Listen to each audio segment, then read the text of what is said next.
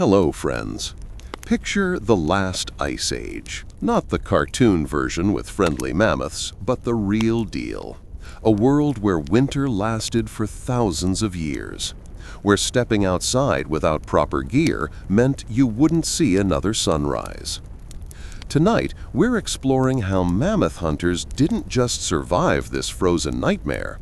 They engineered solutions that would make modern survival experts weep with envy. But here's the thing about survival stories. We only hear about the winners. For every group that figured out the perfect mammoth bone house design, dozens of others froze to death in poorly built shelters. For every successful hunt, countless hunters never made it home. We're studying the graduation ceremony, but most students never made it to finals. Now, take a moment to get comfortable. Seriously, grab that extra blanket, fluff those pillows. You're about to hear how people survived in temperatures that would kill you in minutes, so you might as well be cozy while learning about their genius. If you enjoy what I do here, hit that like button and subscribe. And drop a comment telling me where you're listening from and what time it is there. Always fascinating to see who's joining us from around the world. Let's journey back 20,000 years to when engineering meant the difference between life and death. Archaeological reconstruction shows that mammoth hunters built the world's first modular housing system. Think of it as ancient IKEA. If IKEA instructions were passed down through oral tradition and getting it wrong meant your family died. The basic engineering principle was brilliant. Mammoth leg bones formed the foundation posts, each one weighing more than a modern refrigerator. The curved ribs created the dome framework. Then comes the genius part. They created double walls. Picture yourself wrapping a present with 2 layers of paper. The inner layer was specially prepared hide, scraped thin and treated with animal brains to stay flexible in freezing temperatures. The outer layer was thicker, hairier mammoth skin that shed water and blocked wind. But here's where it gets interesting.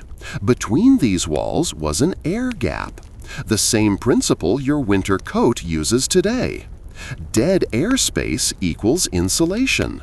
These hunters had figured out the physics of heat retention without ever hearing the word thermodynamics. The smell inside was memorable. Wet animal hide, smoke from burning bone marrow, unwashed bodies pressed together for warmth. Add the earthy scent of tanned leather and you get an aroma that would make a modern person gag. But to them, it smelled like home, like safety. Archaeological evidence from Dolny Vestanich shows these structures could house up to 20 people. The curved dome shape distributed wind load perfectly, like a natural wind tunnel. No corners for cold air to collect, no flat surfaces for snow to pile up and collapse the roof. Here's the harsh reality, though. Building one of these shelters required the bones of at least 3 adult mammoths. That's roughly 40 tons of raw material. The construction process took weeks, and if you built it wrong, everyone inside would slowly die from carbon monoxide poisoning or simply freeze when the structure collapsed. Forget solar panels or wind turbines. Mammoth hunters had figured out the ultimate renewable energy source. Well, renewable until you ran out of mammoths. Fat. Pure, concentrated fat. One mammoth could provide enough stored energy to keep a family warm and fed for months. The engineering of fat-burning technology shows these people understood energy density better than most modern campers. Picture yourself trying to design a heating system that runs 24 hours a day, produces light, cooks food, and never goes out. Welcome to the Mammoth Fat Lamp, humanity's first multi-purpose energy device. Archaeological evidence from sites across Europe shows these lamps were surprisingly sophisticated. A shallow stone bowl, carefully carved with a groove for the wick. The wick itself was made from twisted animal hair or plant fibers, whatever burned slowly and steadily. The fuel was rendered mammoth fat, not just any fat, but the good stuff, the thick layers from around the kidneys and under the skin. This fat had to be carefully processed, heated until it melted, then cooled and stored in sewn skin containers. One fat lamp could burn for 8 to 10 hours on a single filling. The light was dim and flickering, about as bright as a modern birthday candle. But it was enough to work by, enough to keep the immediate area from dropping to deadly temperatures. The smell was distinctive. Burning animal fat produces a thick, greasy smoke with a scent somewhere between bacon and a house fire. Your eyes would water constantly. The inside of your nose would coat with a film of fat residue. Everything you owned would smell like rendered mammoth. But here's the brutal math. A family of 6 needed approximately 20 pounds of fat per month just for lighting and heating. That's before cooking fuel, before waste, before the fat went rancid in warmer weather. Run out of fat reserves, and you're looking at a very cold, very dark, very short future. Here's a fun fact about burning things inside a sealed shelter. Do it wrong, and you'll drift off to sleep permanently. Carbon monoxide doesn't mess around. It's odorless, invisible, and absolutely lethal. Mammoth hunters had to solve an engineering puzzle that still challenges architects today. How do you vent smoke and toxic gases while keeping precious heat inside? How do you create airflow without creating a wind tunnel that freezes everyone? Archaeological reconstruction shows they developed a brilliant 2-stage ventilation system. The fire pit was positioned slightly off-center, creating natural air circulation. Warm air rose toward the apex of the dome, where a carefully positioned opening allowed smoke to escape. But here's the genius part. The smoke hole wasn't just a hole. It was an engineered airway with a flexible cover, mammoth hide, that could be adjusted based on wind direction and weather. Too much opening and your heat escapes. Too little and you're breathing poison. Picture yourself trying to manage this system. You're constantly monitoring the smoke patterns, adjusting the vent cover, repositioning the fire. Get distracted for too long, and the shelter fills with choking gray clouds. Everyone starts coughing, eyes streaming, stumbling toward the entrance. The reality was that perfect ventilation was nearly impossible. Archaeological evidence suggests many Ice Age people suffered from chronic respiratory problems. Lung capacity reduced by constant smoke exposure. Blackened lung tissue from years of breathing particulates. Inside the shelter, you'd taste smoke constantly. It coated your throat, made your voice hoarse, left a bitter film on your teeth. Your hair reeked of it. Your clothes absorbed it until the smell became part of you. Modern firefighters wear protective gear for a reason. These people lived in that environment. Logic of adaptation dictates that successful groups developed strict fire management protocols. Someone always on smoke watch. Clear signals for when ventilation wasn't working. Emergency procedures for getting everyone outside quickly if carbon monoxide levels spiked. The alternative was finding frozen families in spring, still huddled around their perfectly built fire pit, killed by the very technology that was supposed to save them. Archaeological evidence reveals that mammoth hunters divided their living space with the precision of modern architects. Every square foot had a purpose. Waste an area and someone dies when winter hits hardest. The shelter operated on a simple thermal principle. Heat rises, cold sinks. The sleeping zone occupied the highest area of the dome, where warm air naturally collected. Picture yourself climbing into the warmest spot in your house during a power outage. Same concept, but the stakes were survival. Logic of adaptation dictates 3 essential zones. The fire zone sat in the center, carefully positioned to distribute heat evenly. This wasn't just a place to burn fuel. It was the workshop, the kitchen, the social center. Everything important happened within arm's reach of the flames. The work zone surrounded the fire in a careful semicircle. Here's where hide processing happened, where tools were crafted, where food preparation consumed endless hours.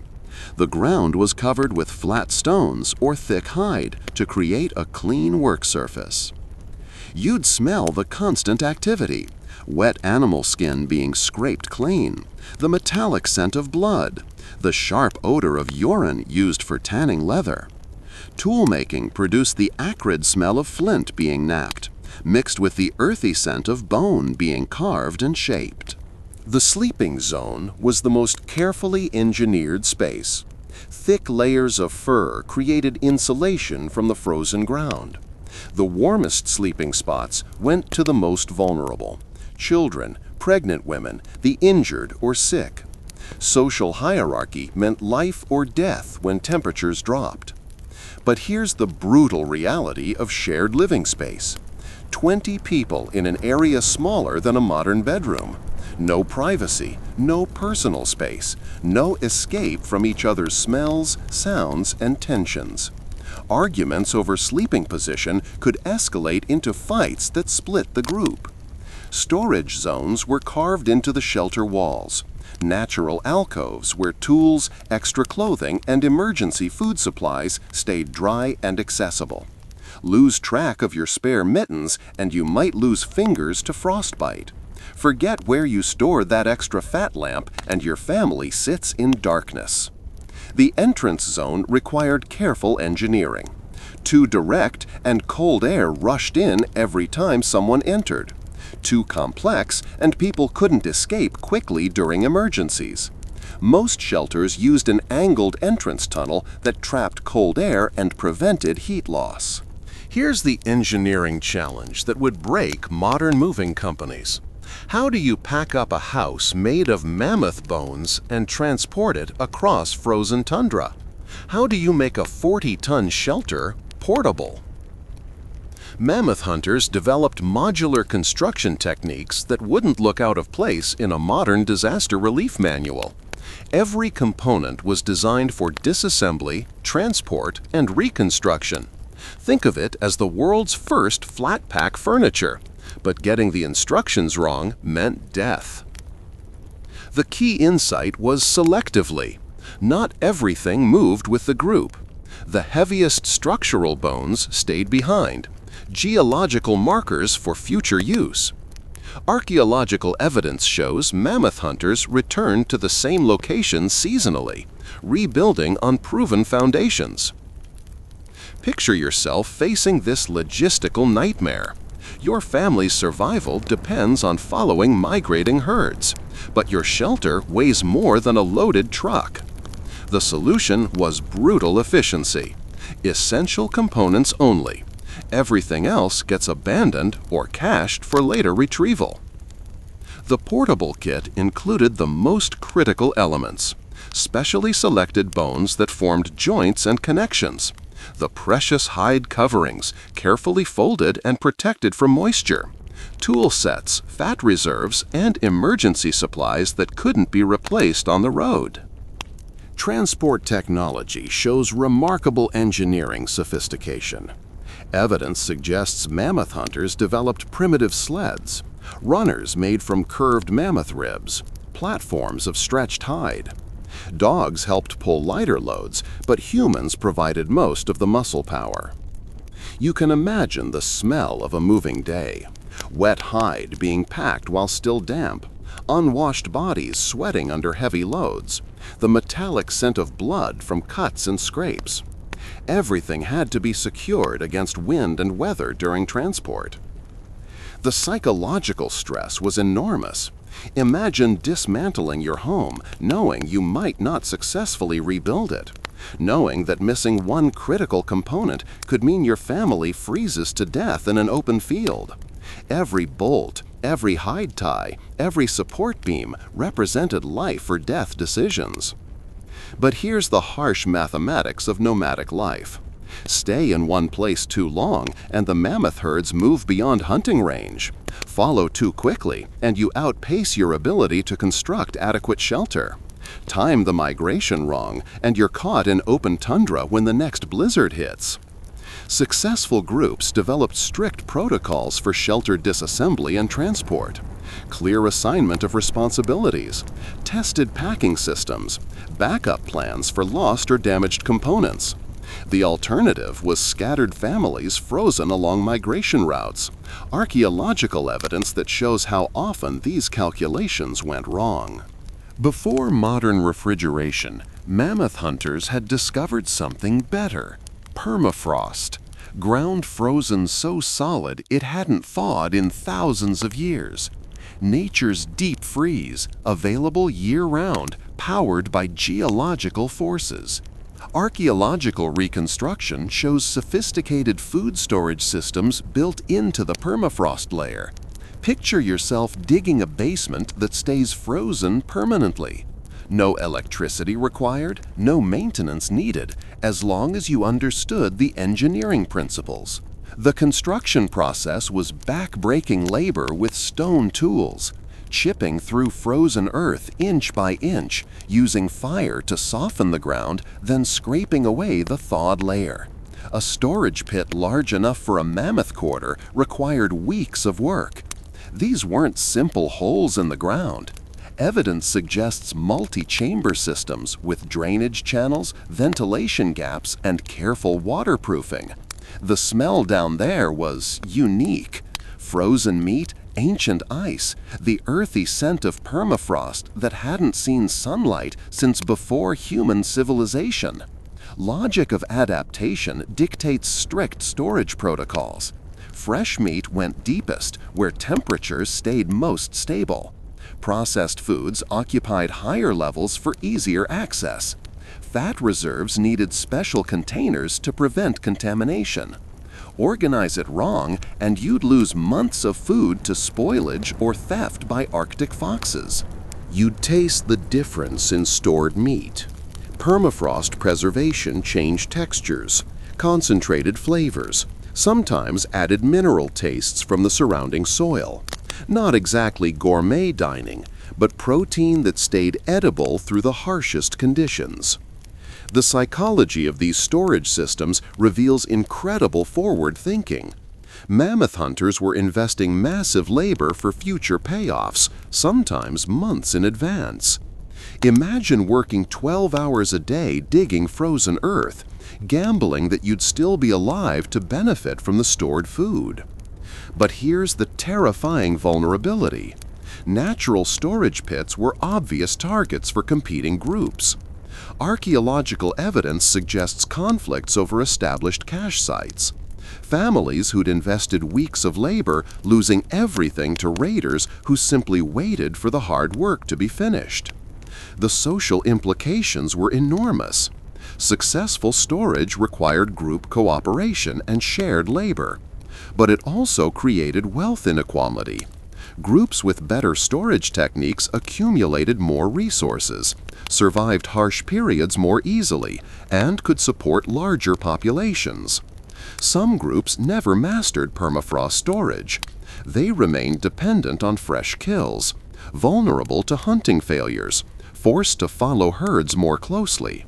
The technological gap between groups with permanent food storage and those without was often the difference between thriving and extinction.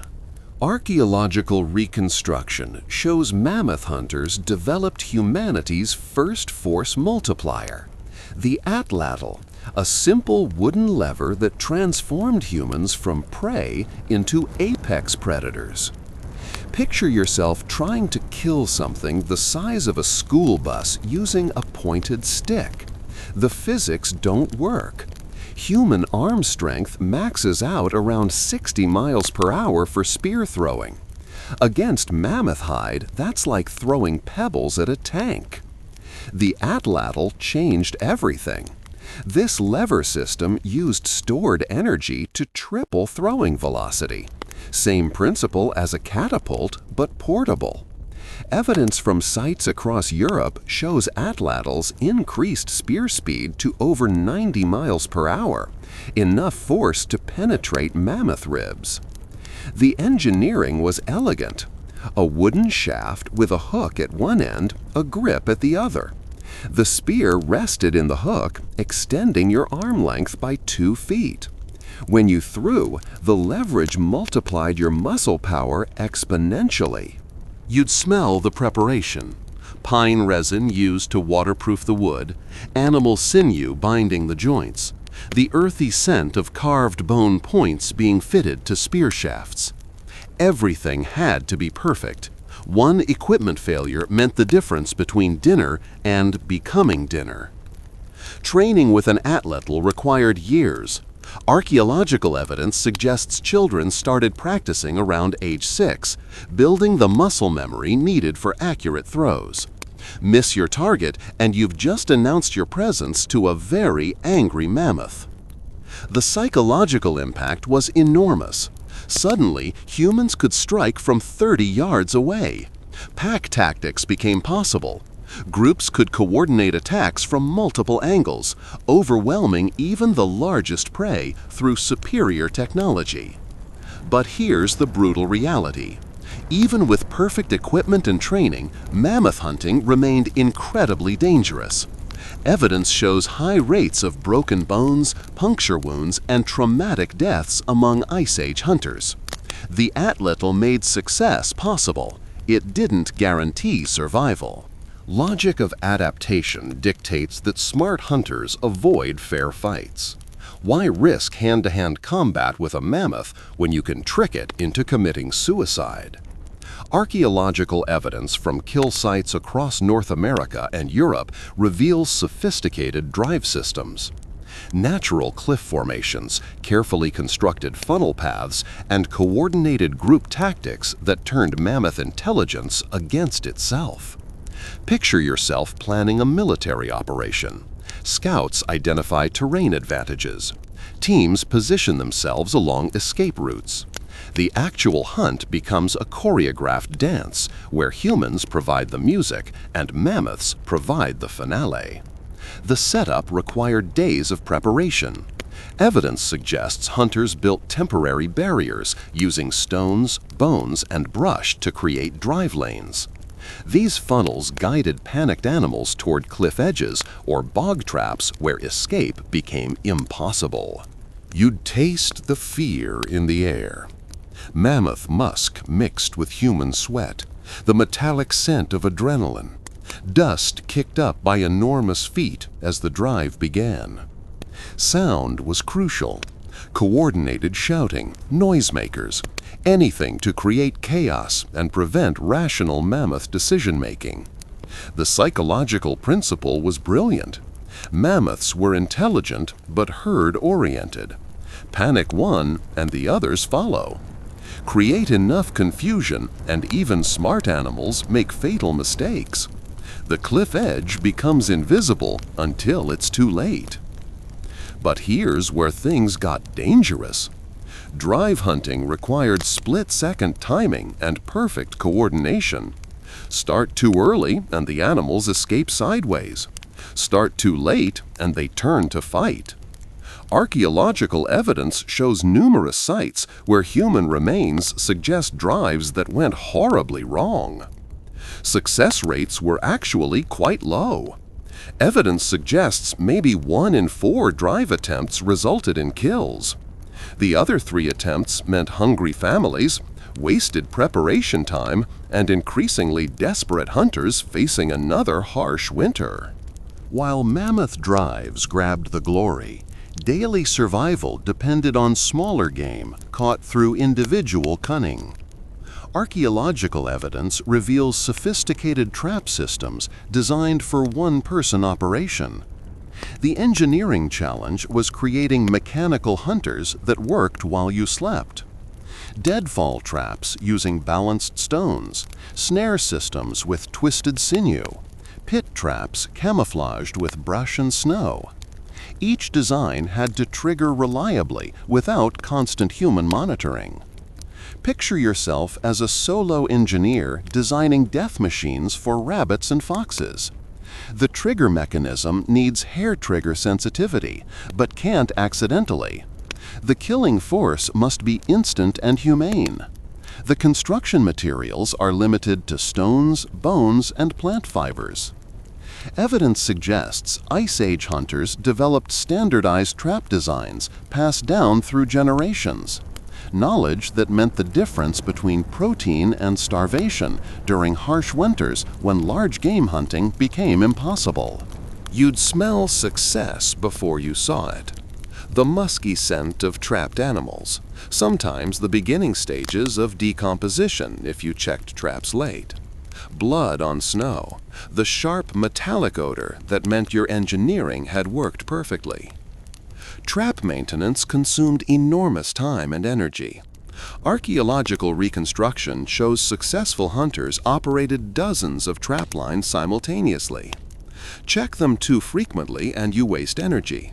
Check them too rarely and scavengers steal your catches. The psychology of trap hunting reveals incredible patience and long-term thinking. Setting 30 traps, knowing maybe 3 would produce results. Investing hours of labor for uncertain returns. Planning trap placement based on animal behavior learned through years of observation. But here's the harsh mathematics. Small game trapping provided steady but minimal calories. A successful rabbit trap might feed one person for one day. Support a family of 6 and you needed dozens of successful traps running constantly. Miss a few days of trap checking and malnutrition became a real threat. Archaeological evidence reveals mammoth hunters achieved something modern society struggles with: absolute zero waste. Every part of a mammoth became a tool, shelter component, or food source. Nothing got discarded because waste meant death.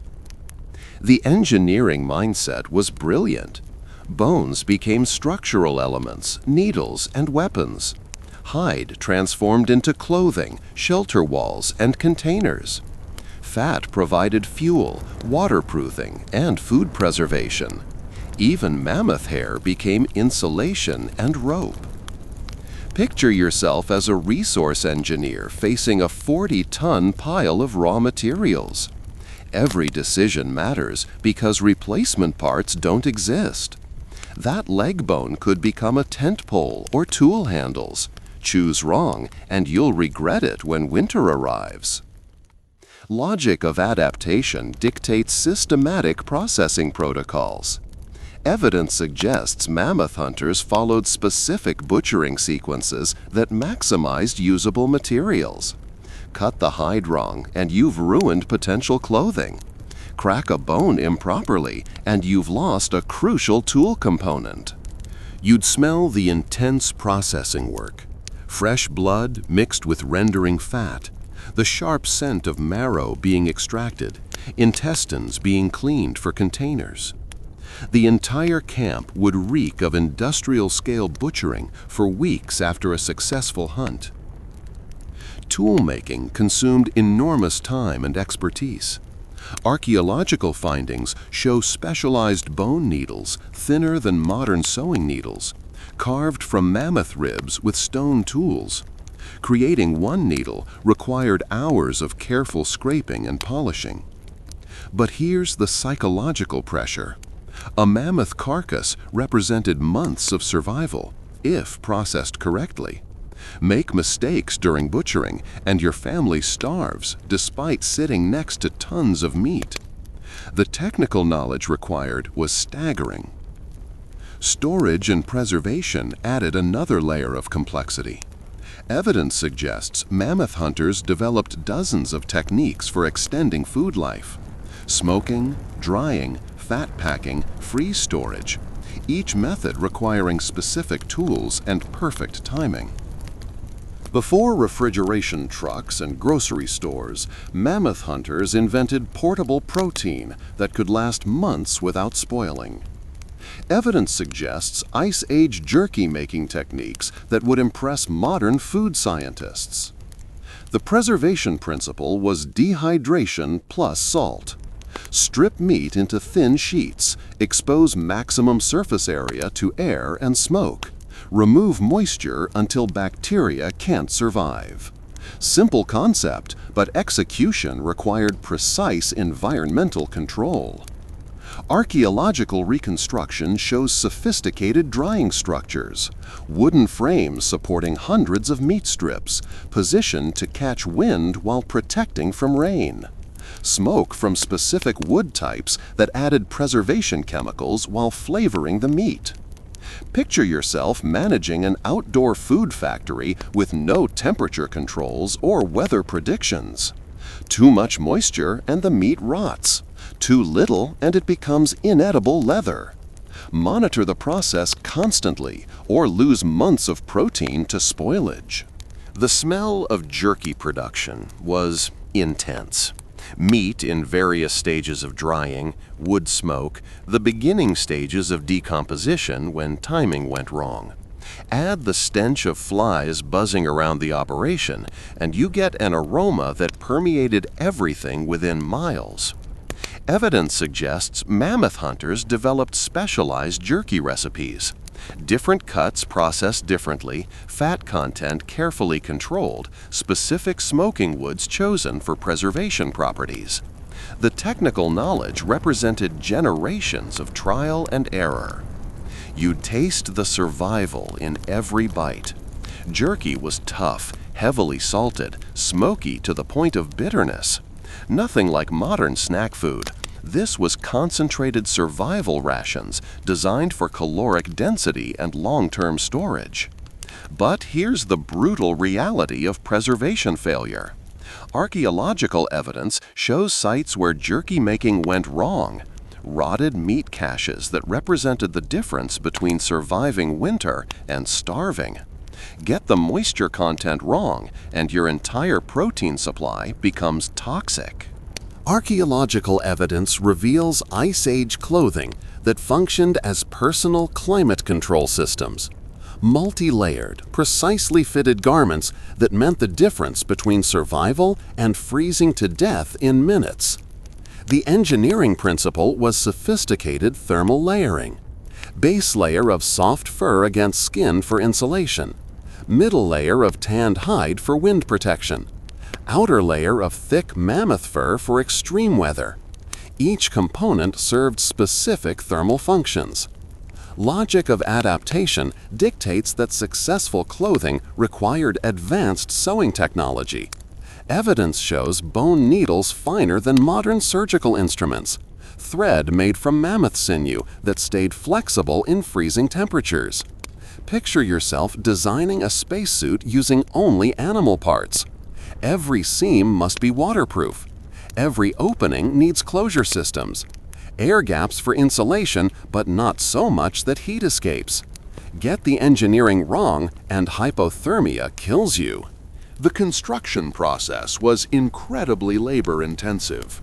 Archaeological reconstruction suggests a complete winter outfit required over 200 hours of skilled work. Scraping hides, cutting patterns, sewing thousands of precise stitches with bone needles. You'd smell the tanning process constantly. Urine used to soften leather, animal brains rubbed into hides for flexibility, the sharp chemical scent of preservation treatments. Everything you wore carried these processing odors permanently. Fit was crucial for thermal efficiency. Too loose and cold air circulated freely. Too tight and circulation got cut off, leading to frostbite. Evidence suggests Ice Age people developed sophisticated pattern-making techniques for custom-fitted garments. But here's the harsh maintenance reality. Clothing required constant repair and replacement. Archaeological evidence shows high wear rates on foot coverings, hand protection, and outer garments. Lose a mitten in winter, and you're looking at amputated fingers. Archaeological reconstruction shows mammoth hunters developed sophisticated risk management systems. Logic of survival dictated that losing key group members meant everyone dies. So who takes the dangerous jobs? Evidence suggests age-based hunting hierarchies. Prime hunters aged 25 to 35 carried spears. Younger men drove animals and carried supplies. Older hunters provided tactical knowledge but avoided direct contact. Women typically remained at base camp, not from gender bias, but from mathematical necessity. Picture yourself managing a small corporation where losing the wrong employee kills everyone. The risk calculation becomes brutal. Send your best hunter and lose them to a mammoth charge, the group starves. Send inexperienced hunters and they fail to make kills. The group starves anyway. Training systems show remarkable sophistication. Archaeological evidence reveals practice spear points made from softer materials, training targets carved from wood, mock hunt scenarios using smaller animals. Successful groups invested years developing hunting skills before risking lives on mammoth encounters. You'd smell the nervous energy before major hunts. Sweat mixed with rendered fat used for equipment waterproofing. The sharp scent of flint being sharpened. Smoke from purification rituals that calmed pre-hunt anxiety. But here's where survival mathematics got harsh. Evidence suggests many groups developed backup leadership systems. If the primary hunter died, a secondary hunter immediately took command. No time for grief or democratic decision-making when winter approached. Anthropological parallels confirm that hunter-gatherer groups maintained strict injury protocols. Wounded hunters received care, but only if resources allowed. Archaeological findings show healed bone fractures alongside remains suggesting some injuries proved fatal, not from trauma, but from group abandonment during resource scarcity. The psychological pressure was enormous. Knowing your hunting performance determined whether children ate that winter.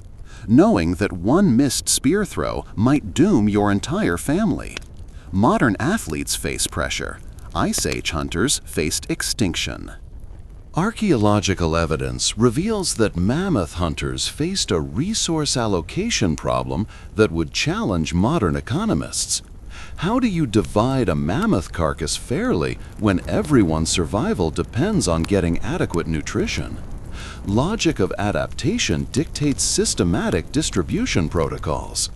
Evidence suggests hierarchical sharing systems based on hunting contribution, family size, and group status. The hunter who made the killing blow received premium cuts, but even children and elderly members got guaranteed portions. Picture yourself designing a food distribution system where getting the math wrong triggers civil war. Too much inequality and the group splits apart. Too much equality and hunters lose motivation to risk their lives. The balance required sophisticated social engineering. Anthropological parallels confirm specific allocation formulas. Heart and liver went to active hunters for maximum protein density. Fatty cuts supported pregnant and nursing women. Bone marrow provided essential nutrients for growing children. Even distribution rules had survival logic. You'd taste the social tension during distribution ceremonies. Everyone watching carefully as cuts were allocated, measuring their portion against others, calculating whether they'd received fair treatment. The smell of fresh meat mixed with unspoken resentment when allocation seemed unfair. Archaeological reconstruction shows evidence of standardized cutting techniques. Specific bone marks suggest consistent butchering patterns across different sites, indicating established protocols passed down through generations rather than arbitrary decisions. But here's where social mathematics became dangerous. Evidence suggests conflicts over food distribution frequently split hunting groups. Families who felt cheated would leave, taking their labor and knowledge with them. Sometimes these splits proved fatal for both groups during harsh winters. Successful groups developed conflict resolution mechanisms. Archaeological findings suggest some groups used ritual sharing ceremonies. Others employed elder councils for decisions. The specific system mattered less than consistent application that everyone understood and accepted. Archaeological reconstruction reveals that while men hunted mammoths, women engineered the technology that kept everyone alive. Hide processing, tool manufacturing, and clothing construction required technical expertise that determined group survival. Evidence suggests women controlled the most critical survival technologies: leather processing techniques that took years to master, sewing skills that produced waterproof, insulated clothing, food preservation methods that extended mammoth meat storage for months. Picture yourself managing the technical infrastructure while others get credit for dramatic mammoth kills. Your clothing engineering determines whether hunters survive freezing temperatures. Your hide processing determines whether shelters stay waterproof. Your food preservation determines whether families survive winter. Logic of adaptation shows women's work was actually more technically demanding than hunting. Archaeological evidence reveals bone needles requiring microscopic precision to manufacture, hide scraping tools designed for specific thickness control, complex chemical processes using urine and animal brains for leather treatment. You'd smell the constant chemical processing. Hides soaking in urine baths, animal fat being rendered for waterproofing, bone tools being shaped and polished. Women's work areas reeked of industrial manufacturing, because that's exactly what they were. Anthropological parallels confirm that women's technical knowledge was often more extensive than men's. Hunting required strength and courage. Hide processing required understanding of chemistry, engineering, and material science. Lose experienced women, and the group's technological capability collapsed. But here's what archaeological evidence suggests many missed. Women's engineering innovations probably enabled mammoth hunting in the first place. Waterproof clothing, insulated shelters, preserved food supplies. These technologies made extended hunting expeditions possible. Archaeological findings show that successful groups maintained high ratios of skilled women to active hunters. Lose too many women, and even successful hunts became meaningless because nobody could process the materials into survival equipment. Archaeological reconstruction shows Ice Age children faced survival training that would challenge modern military recruits. Evidence suggests systematic conditioning programs designed to build cold tolerance, noise discipline, and essential skills from earliest ages. Logic of adaptation dictates that childhood represented the critical window for physiological adaptation. Children exposed to controlled cold stress developed improved circulation patterns and increased brown fat deposits. These adaptations meant the difference between surviving Arctic conditions and dying from hypothermia. Picture yourself designing a childhood education program where graduation requirements include withstanding freezing temperatures and maintaining silence during life-threatening situations. The curriculum focused entirely on survival skills because nothing else mattered for long-term species continuation. Evidence suggests structured training protocols. Children learned hide scraping techniques before age 5, basic tool napping by age 7, hunting coordination by age 10. Archaeological findings show miniature tools clearly designed for small hands, indicating formal apprenticeship systems rather than casual observation. You'd smell the constant training environment.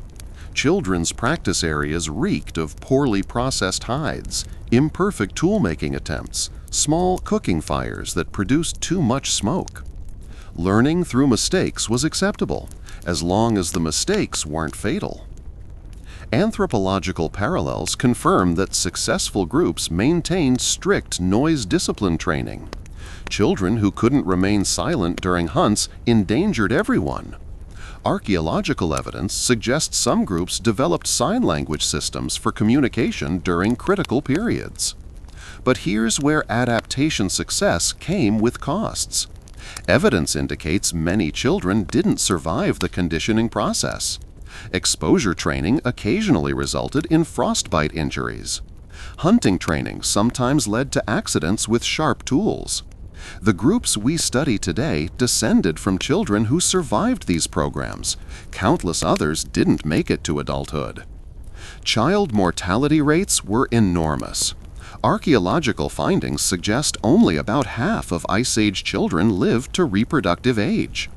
The training programs improved survival odds, but even successful adaptation couldn't overcome the fundamental harshness of mammoth hunter existence. Archaeological evidence reveals that mammoth hunters developed sophisticated information storage systems using human memory as the primary technology. Without writing, successful groups maintained detailed databases of hunting locations, weather patterns, and survival techniques across generations. Logic of adaptation shows that memory specialists were as crucial as skilled hunters. Evidence suggests certain group members specialized in maintaining specific knowledge categories: migration routes, tool-making techniques, seasonal timing, territorial boundaries of competing groups. Picture yourself as a living hard drive responsible for storing information that determines whether your community survives the next winter. Forget the location of a cached food supply, and families starve. Misremember the timing of mammoth migrations, and hunting expeditions fail.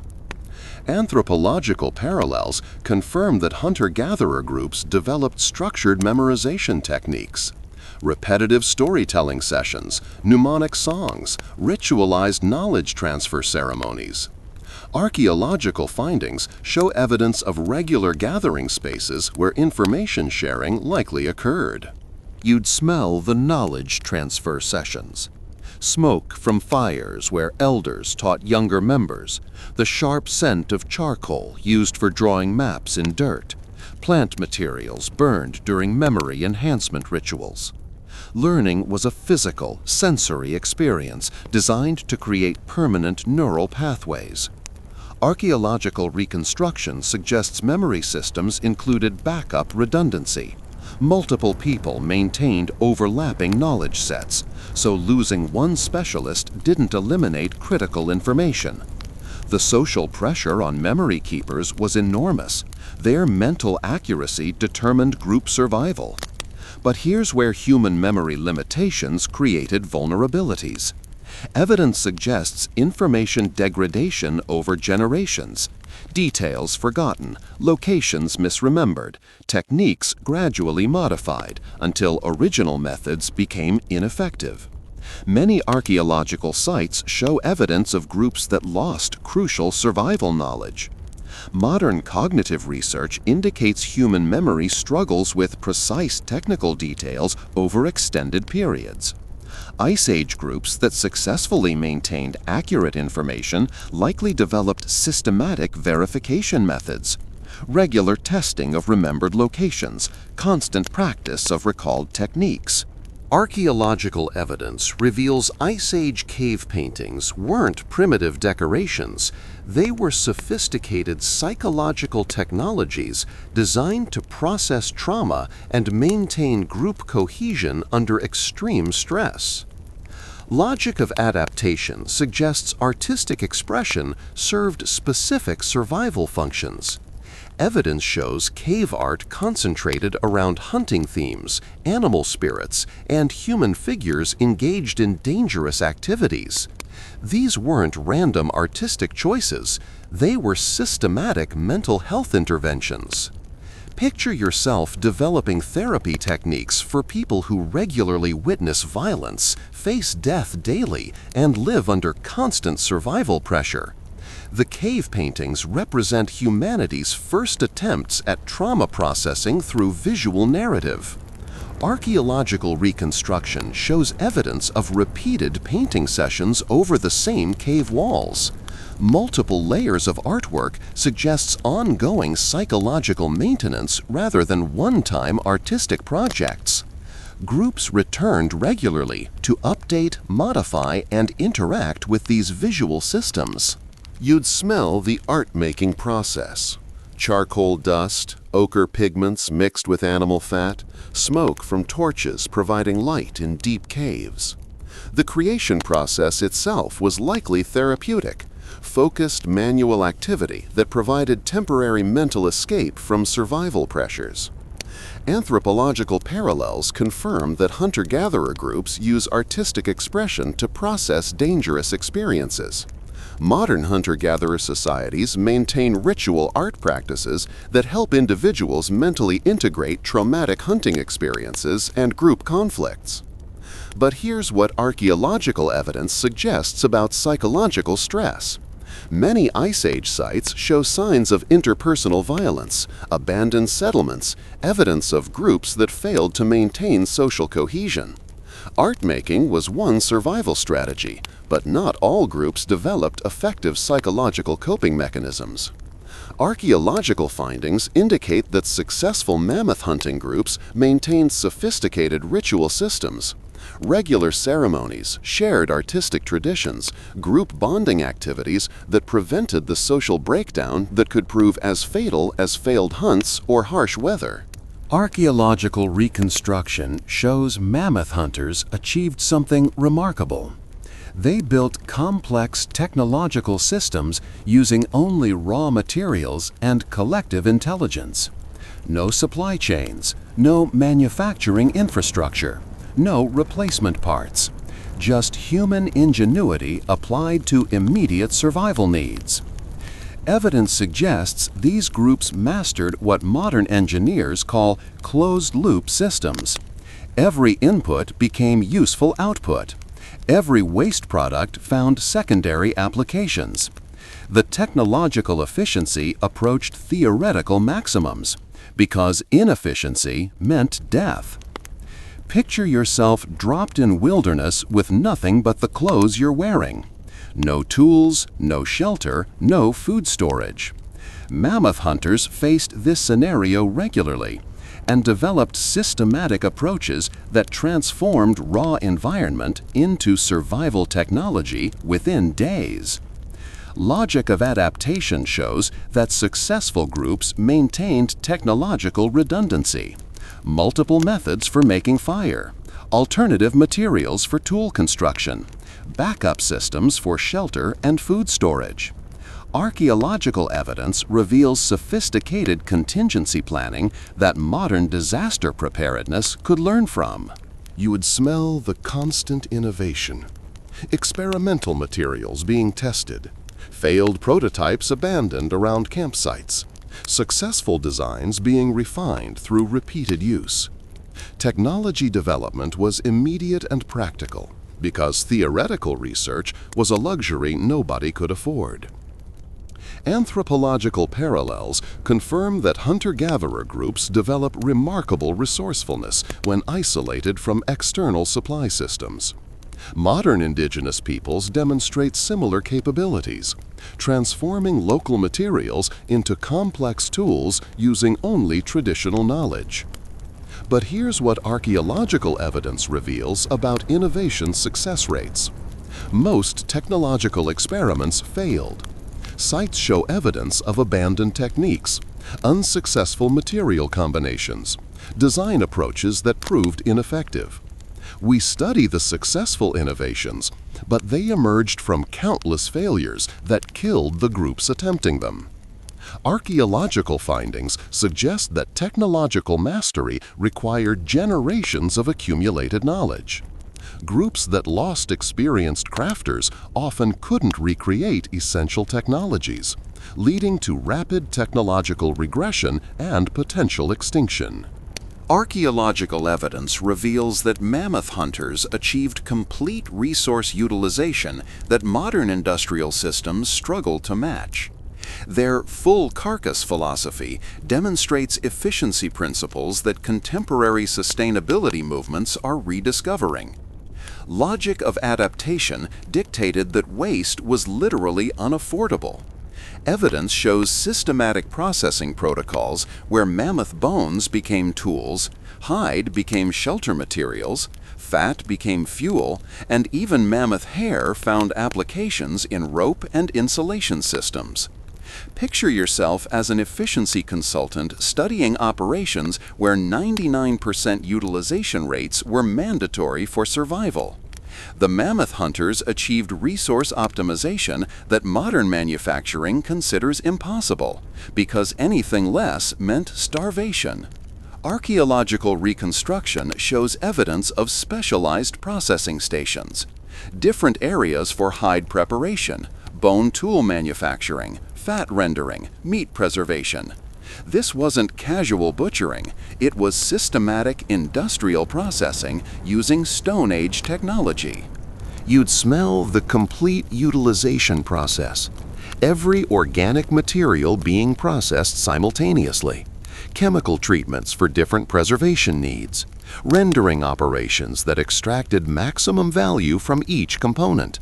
Nothing escaped systematic analysis for potential applications. Anthropological parallels confirm that resource scarcity drives innovation in material efficiency. Modern hunter-gatherer groups demonstrate similar utilization rates when resources are limited and replacement impossible. But here's what archaeological evidence suggests about efficiency costs. Achieving total utilization required enormous labor investments. Evidence shows that processing a single mammoth could occupy an entire group for weeks. The efficiency came at the cost of other activities, including rest, social time, and technological development. Archaeological findings indicate that groups with incomplete processing knowledge often starved despite successful hunts. Knowing how to kill mammoths wasn't enough. Groups needed complete technical knowledge for transforming carcasses into survival resources. Archaeological evidence demonstrates that mammoth hunters understood a crucial engineering principle. Optimal solutions are often elegantly simple rather than complex. The atlatl represents technological genius achieved through understanding fundamental physics rather than complicated manufacturing. Logic of adaptation shows that complex technologies were liabilities in Ice Age conditions. Evidence suggests that tools requiring intricate maintenance, specialized repairs, or rare materials proved less reliable than simple designs using common materials and basic physics principles. Picture yourself as an engineer constrained to solutions using only materials you can find within walking distance. The atlatl achieved force multiplication using leverage, a wooden stick with specific proportions that tripled human throwing power through applied physics. Archaeological reconstruction reveals that atlatl effectiveness came from understanding rather than complexity. Evidence shows consistent proportional relationships across different atlatl designs, indicating groups had discovered optimal lever ratios through systematic experimentation. You'd smell the simplicity of effective technology. Basic wood treatment, simple joint construction, minimal maintenance requirements. Successful tools produced specific scents from their materials: pine resin, animal sinew, carved bone, but nothing that required complex chemical processing. Anthropological parallels confirm that technological reliability often decreases with complexity. Modern hunter-gatherer groups favor simple, repairable tools over complex alternatives that become useless when components fail. But here's what archaeological evidence reveals about simple technology limitations. Basic tools required exceptional skill to achieve maximum effectiveness. Evidence suggests that atlatl mastery took years of practice, and groups with inadequate training couldn't achieve successful results despite having correct equipment. Archaeological findings show that many groups never developed optimal simple technologies. Sites reveal ineffective tool designs, suboptimal proportions, approaches that failed to achieve necessary performance levels. Simple doesn't automatically mean effective. Archaeological reconstruction reveals that successful mammoth hunter groups developed social systems where individual survival was impossible and group survival was mandatory. Evidence suggests sophisticated cooperation protocols that modern societies struggle to achieve during crisis situations. Logic of adaptation shows that Ice Age conditions eliminated individual survival strategies. Evidence indicates that lone hunters died rapidly, isolated families couldn't maintain necessary technologies, and groups below critical size lacked essential skill diversity for long-term survival. Picture yourself designing a social system where everyone's survival depends on everyone else's performance. No social safety nets, no external rescue options, no individual escape routes. Cooperation becomes the only viable strategy because alternatives mean extinction. Archaeological evidence shows systematic cooperation in food sharing, labor distribution, risk management, and knowledge preservation. These weren't occasional charitable acts.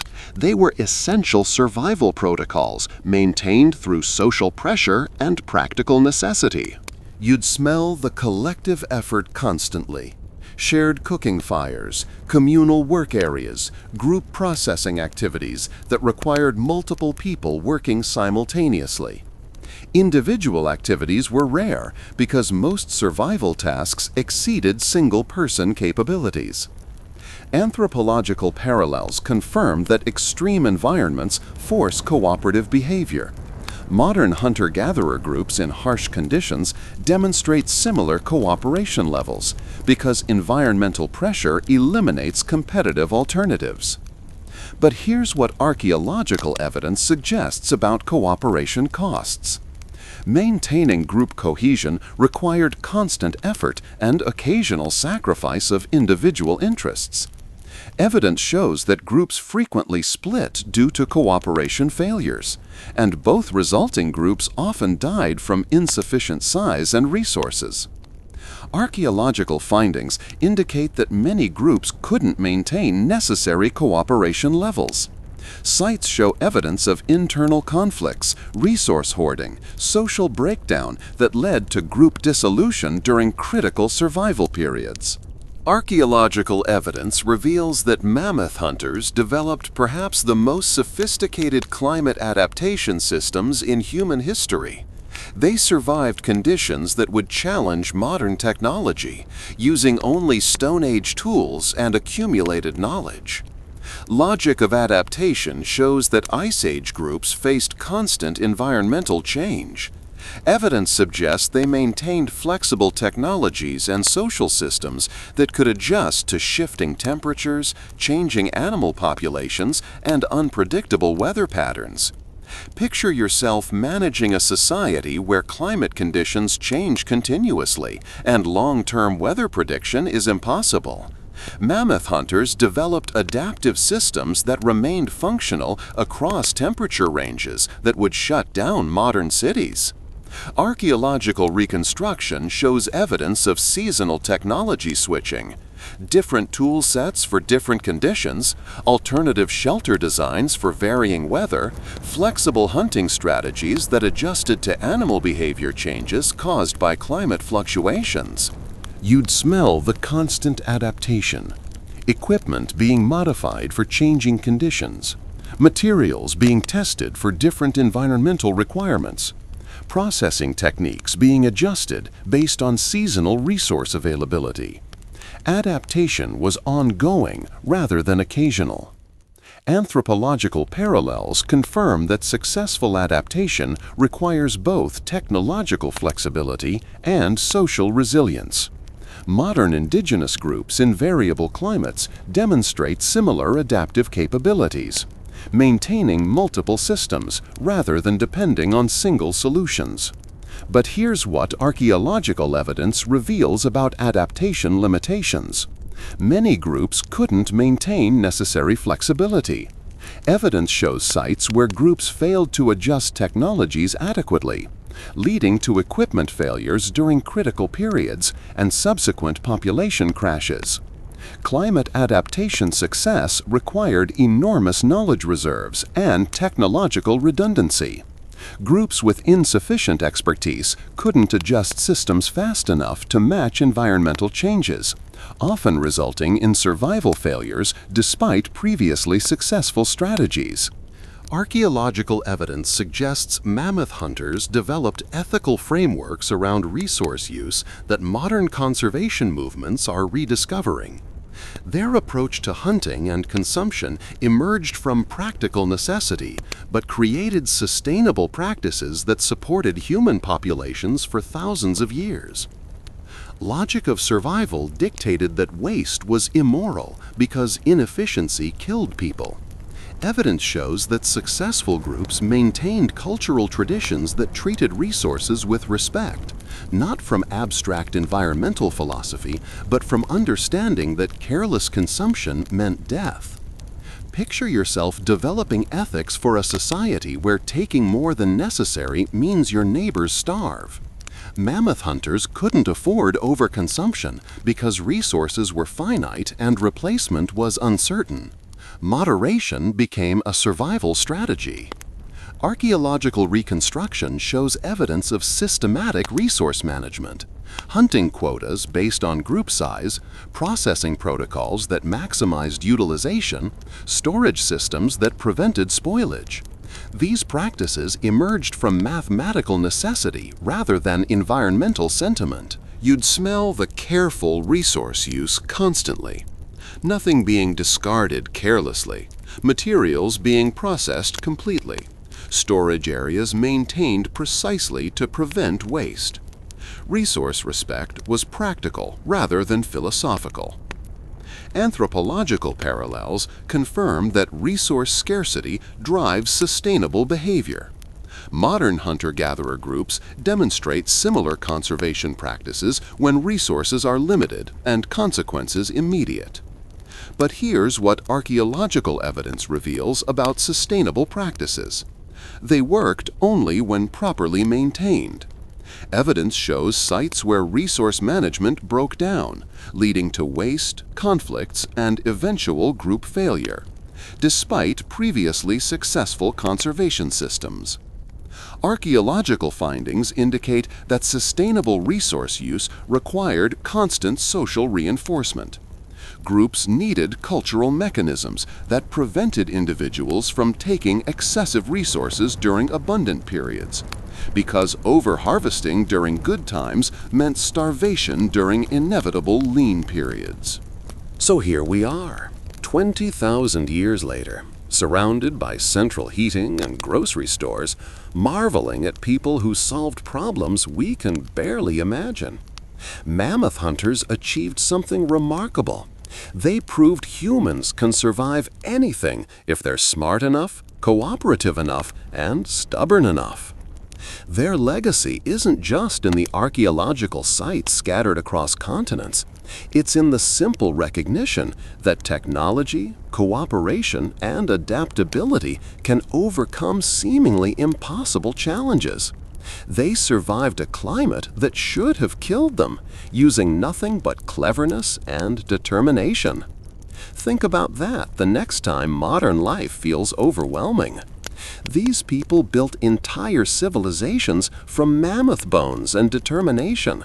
They created art, developed technology, raised families, and maintained hope while living in conditions that would terrify modern survival experts. Their story reminds us that human resilience has incredible depth.